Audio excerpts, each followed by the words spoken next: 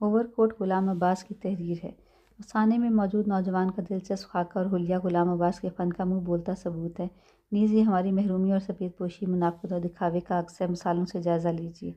غلام عباس اردو ادب کے بہترین افسانہ نگار ہیں۔ ان کا نام آج تک اردو ادب میں ایک ستارے کی طرح چمکتا ہے۔ نصاب میں شامل افسانہ اوور کوٹ اس کی ایک بہترین مثال ہے۔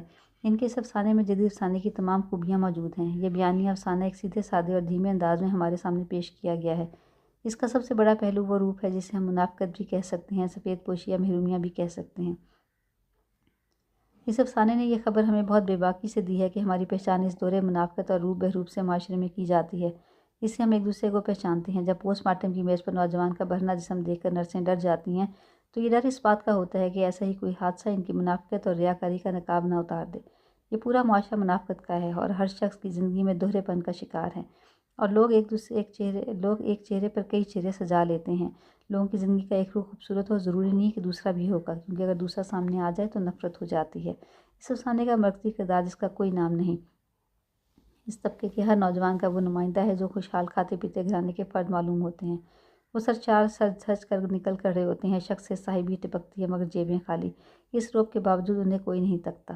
یہ تو انسانی چاہ ہے کہ اچھی زندگی اور عزت احترام سے رہنا، جس کو حاصل کرنے کے چکر میں وہ اپنی ساری زندگی منافقت میں گزار دیتے تھے۔ جب یہ لوگوں کا ظاہری لباس نکلتا ہے تو احساس کمتری لوگوں کے سامنے آ جاتی ہے۔ یہ نوجوان بھی یہی کرتا ہے۔ اوور کوٹ کی پلاٹ کی ساخت میں توازن ہے۔ مرکزی نوجوان لڑکے کی وجہ کو تفصیل سے بیان کی گئی ہے۔ جیسے جیسے کہانی آگے بڑھتی ہے اس کا پلاٹ پھول کی طرح کھلتا ہے۔ اس کہانی کا بنیادی موضوع کو غلام عباس نے بڑی خوبی سے ہمارے سامنے پیش کیا ہے۔ انہوں نے واقعات کے بیان میں اختصار سے کام لیا ہے۔ انہوں نے افسانے کے انجام تک پہنچتے ہوئے تجسس کو برقرار رکھا ہے۔ اس افسانے کا ایک اور اہم موضوع عام آدمی کی بے بسی ہے۔ جذبات نگاری سے کام لیتے ہوئے انہوں نے کرداروں کے جذبات کو بڑی خوبی سے ابھارا ہے اور اس کے ذریعے نوجوان کا پردہ بھی چاک کیا ہے۔ انہوں نے مکالموں کے ذریعے کردار کی معاشی، سماجی، سیاسی اور علمی پس منظر کو بیان کیا ہے۔ نوجوان کا یہ مکالمہ دیکھیے: نہیں نہیں، ہم خود چینج لائے گا۔ پھر یہ کنی نکل آئی: ایک سگریٹ دو اور چلے جاؤ۔ اس لڑکے کے جانے کے بعد وہ سگریٹ کی کش لگانے لگتا ہے۔ اس نوجوان کی جذبات نگاری بہت اچھے انداز میں کی گئی ہے اور اس اوور کوٹ کے نیچے چھپے ہوئے غموں کو بھی ظاہر کیا گیا ہے۔